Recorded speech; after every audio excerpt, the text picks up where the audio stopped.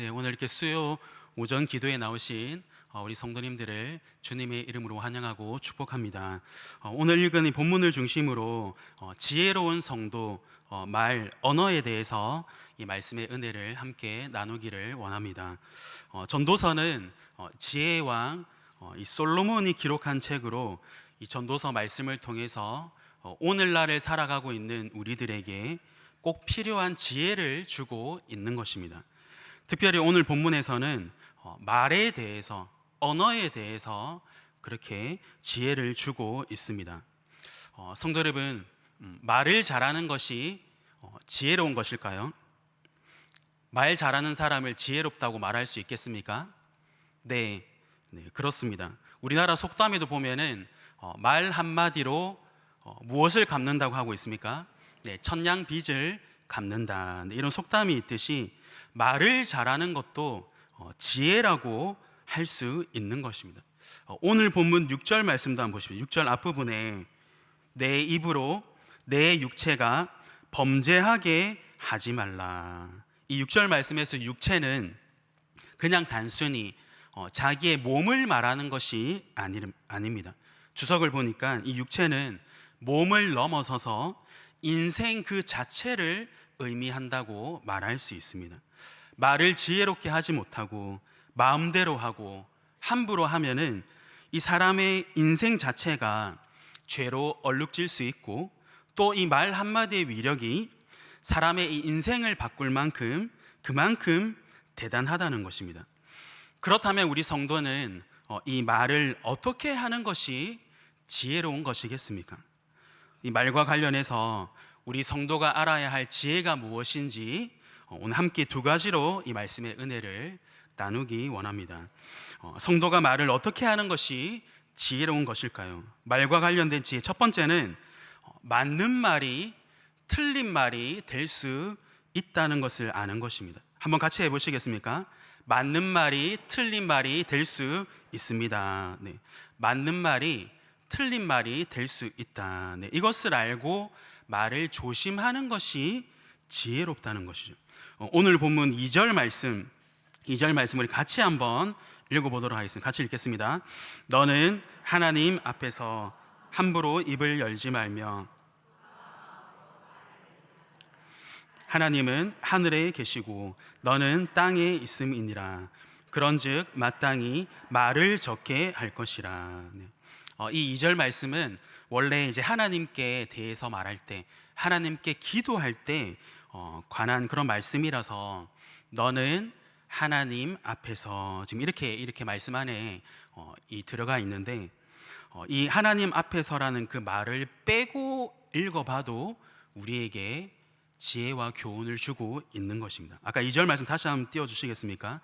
그 파란색 글씨에서 2절 말씀 앞에 2절 말씀 파란색 그 글씨에서 2절을 성경을 보시면 하나님 앞에서를 빼고 한번 읽어보겠습니다. 하나님 앞에서를 빼고 같이 한번 읽어볼게요. 너는 함부로 입을 열지 말며 급한 마음으로 말을 내지 말라. 네, 여기까지 읽겠습니다. 말은 적게 해서 실수하기보다는 말을 많이 해서 실수할 가능성이 훨씬 더 많습니다. 우리가 언제 말 실수를 많이 하는가? 언제 그렇게 합니까? 급할 때, 또 내 기분 따라 할 때, 그때 말 실수를 많이 하는 것입니다. 3절 말씀도 보시면은 3절에 걱정이 많으면 꿈이 생기고 말이 많으면 우매한 자의 소리가 나타나느니라. 걱정이 많으면은 꿈을 많이 꾸게 되는 것처럼 말을 많이 하면은 뭐 할 가능성이 크다는 것입니까? 실수할 가능성이 크다. 이것을 말씀해 주고 있는 것이죠. 여기서 실수라는 것은 내가 정말 적절하게 말을 잘 하지 못한 그런 실수도 되겠지만은, 나는 말을 올바르게 했는데 내 의도와는 다르게 상대방이 다르게 받아들이는 이런 실수도 될 수 있다는 것입니다. 다른 사람에게 말을 할 때 나는 분명히 옳은 말, 바른 말을 했습니다. 근데 이 듣는 사람 입장에서 그 말이 지금 전혀 위로가 되지 않고 오히려 그 듣는 사람으로 하여금 힘들게 만드는 그런 말을 우리가 할 수도 있다는 것입니다. 이것을 뭐라고 표현할 수 있는가? 제가 처음 그 대지에 말씀드린 것처럼 맞는 말 같은 틀린 말이 있다, 이렇게 얘기를 할 수가 있는 것이죠. 요즘 젊은 세대 사이에 유행하는 MBTI 성격 유형 검사라는 것이 있습니다. 이 검사 질문지에 보면은 총 8가지 영역이 분야가 나오고 있습니다.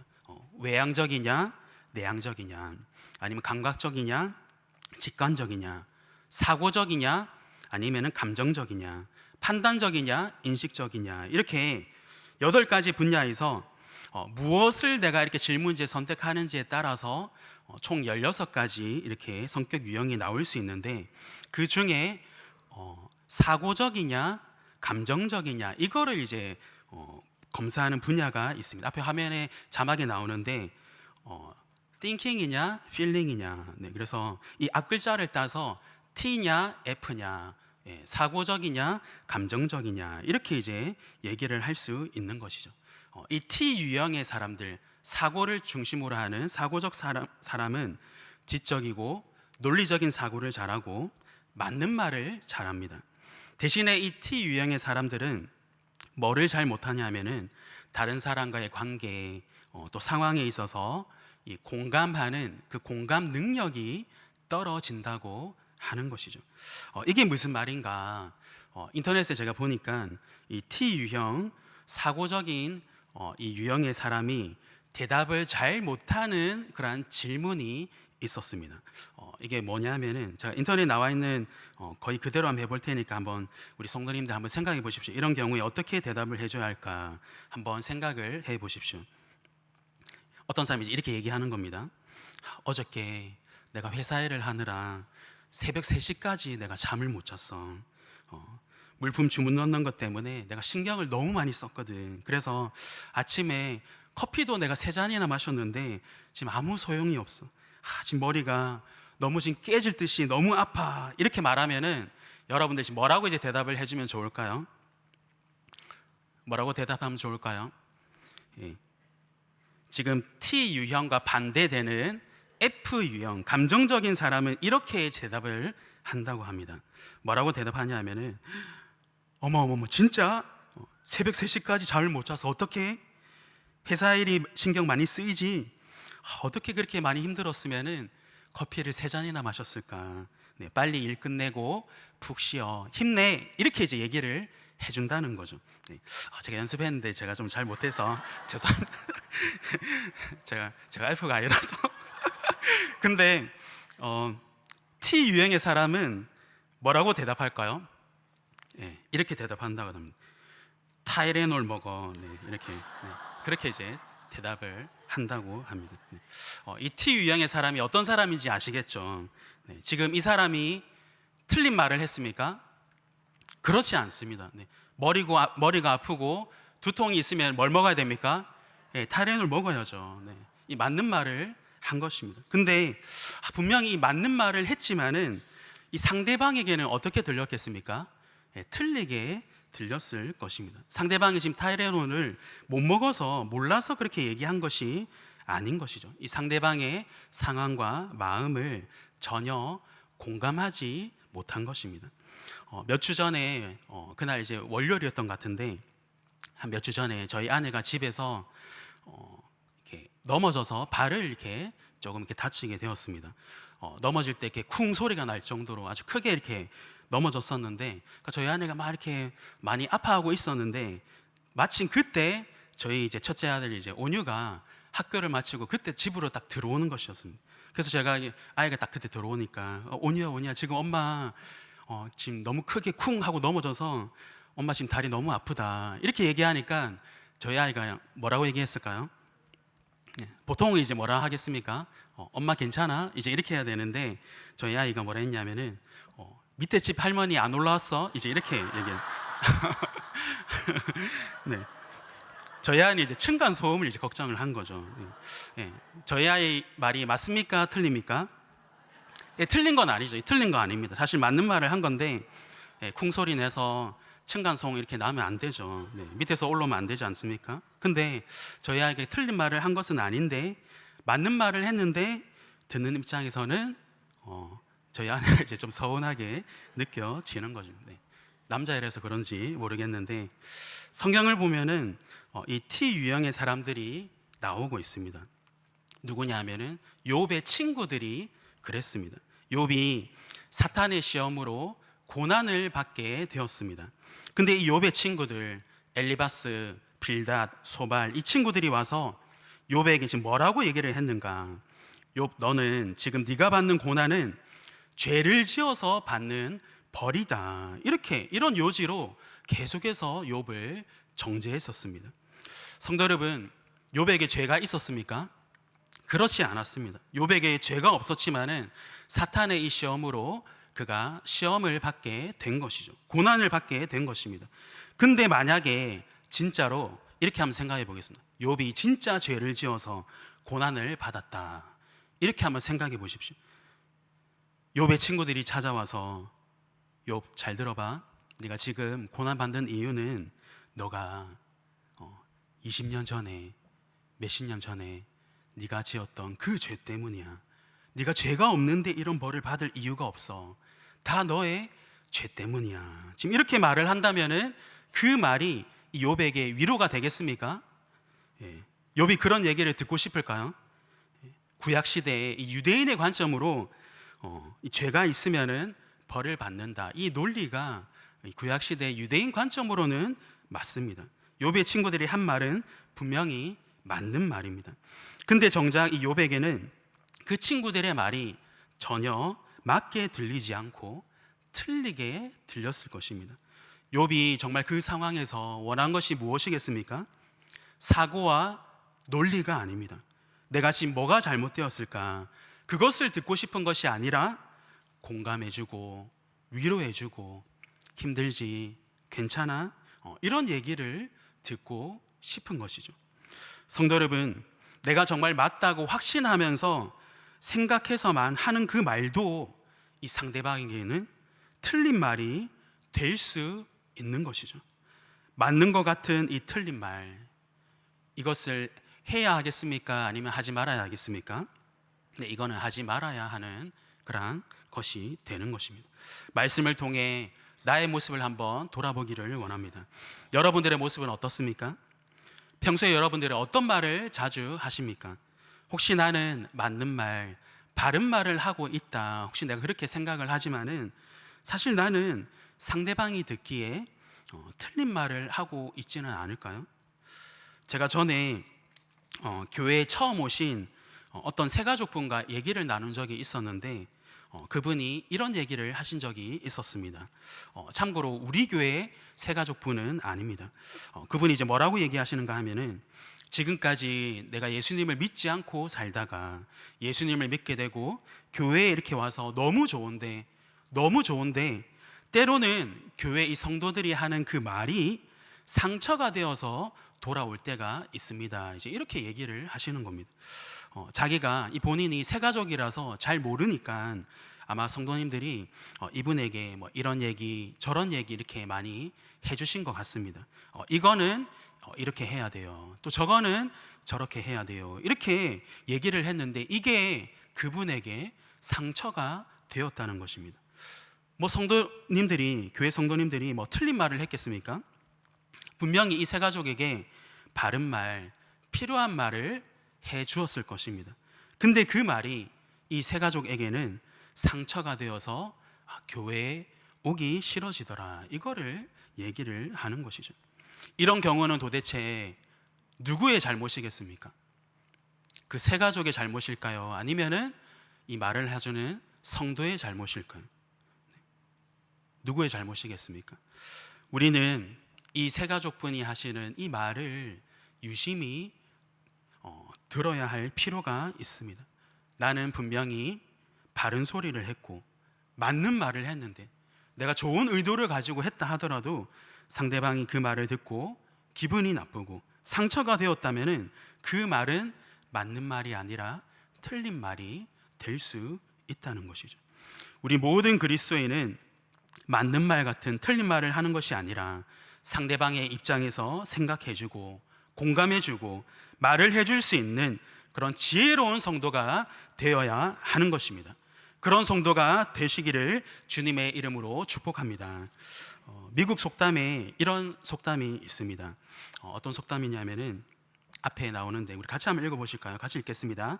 그 사람의 신발을 신고 한 마일을 걸어보기 전에는 그를 판단하지 마라. 다른 사람의 입장에서 생각해 보지 않고 경험해 보지 않고 함부로 말하거나 판단하거나 그렇게 하지 말아라. 한 번 더 생각하고 말해라. 이런 교훈입니다. 이것을 제일 잘하시는 분이 누구냐 하면은 바로 예수님이다. 그렇게 말을 할 수가 있는 것이죠. 예수님은 타이레놀 먹어라, 네, 이렇게 말씀하지 않으십니다.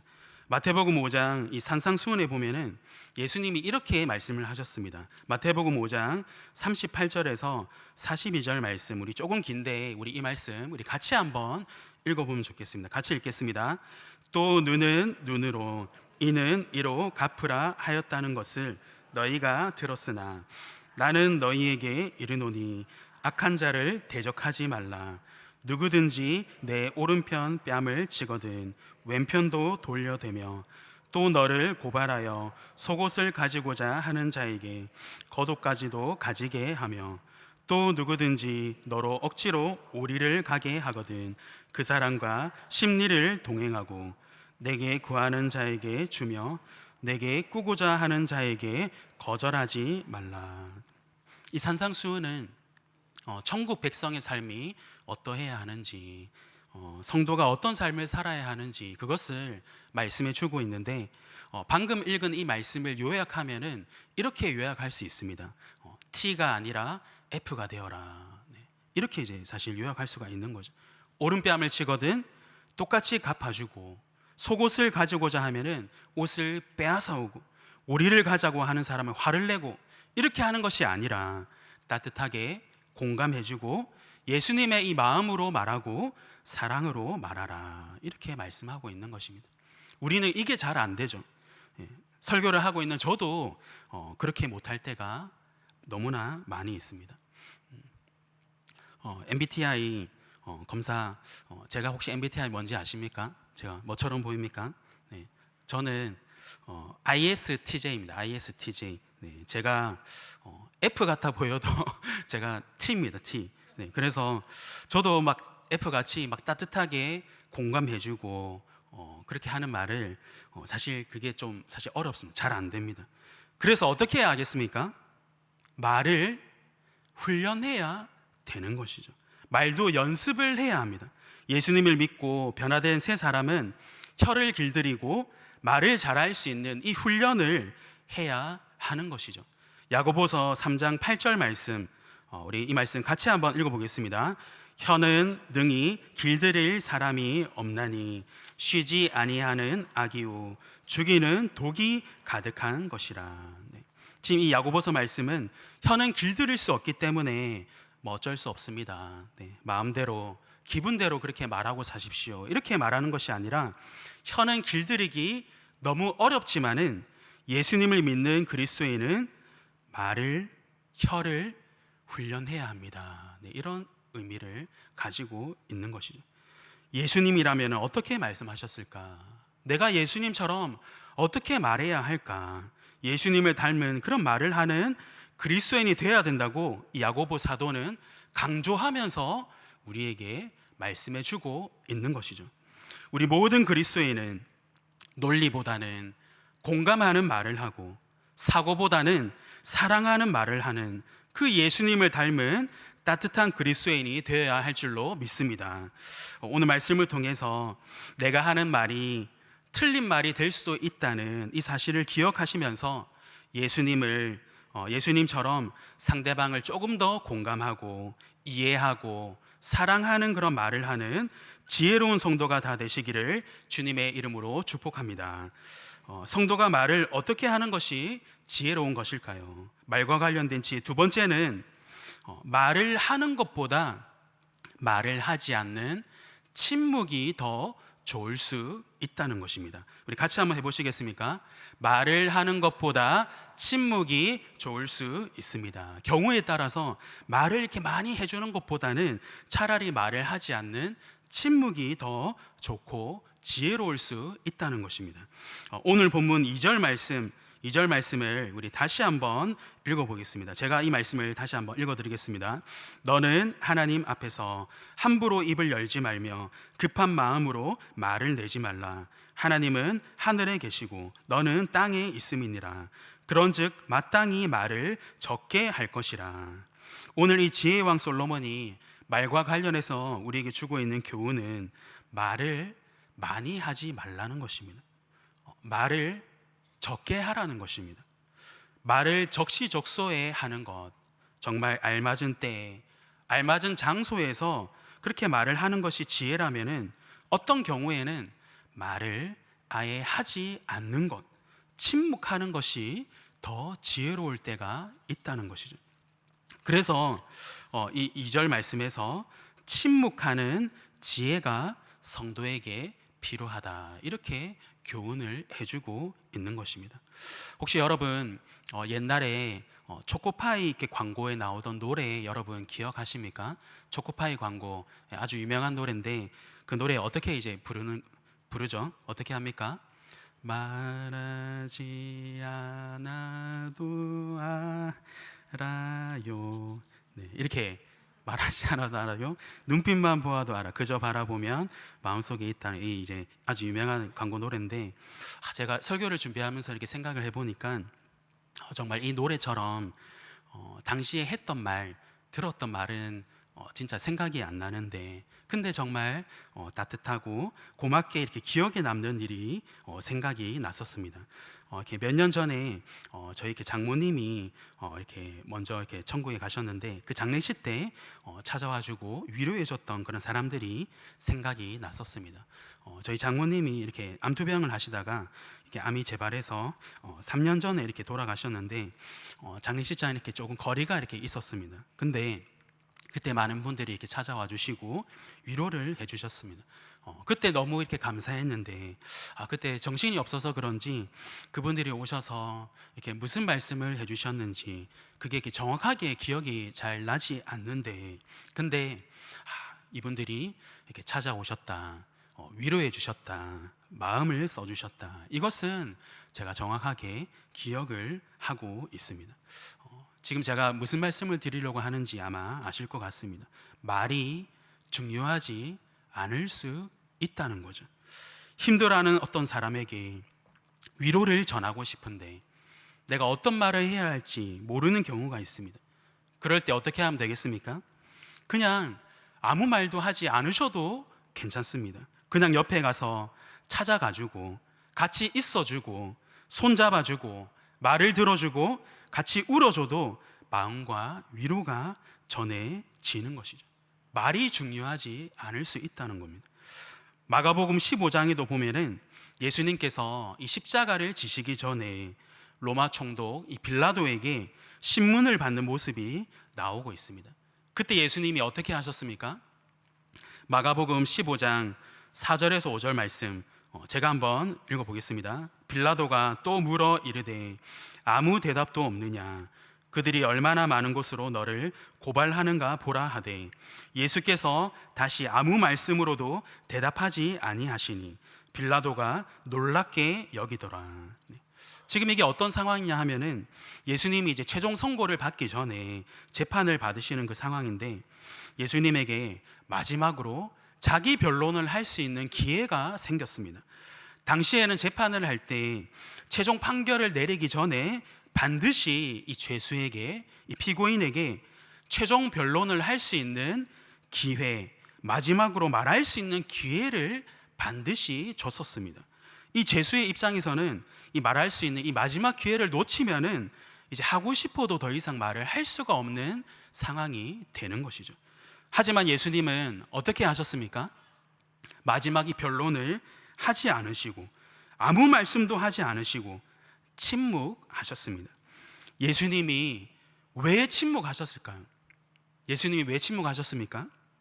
십자가 사역을 이루기 위해서, 우리를 구원하기 위해서, 하나님의 뜻을 이루기 위해서 예수님은 마치 아무 소리도 내지 않고 도살장으로 끌려가는 어린 양처럼 그렇게 침묵을 하신 것입니다. 이사야 53장 7절 말씀, 우리 이 말씀을 같이 한번 읽어보겠습니다. 같이 읽겠습니다.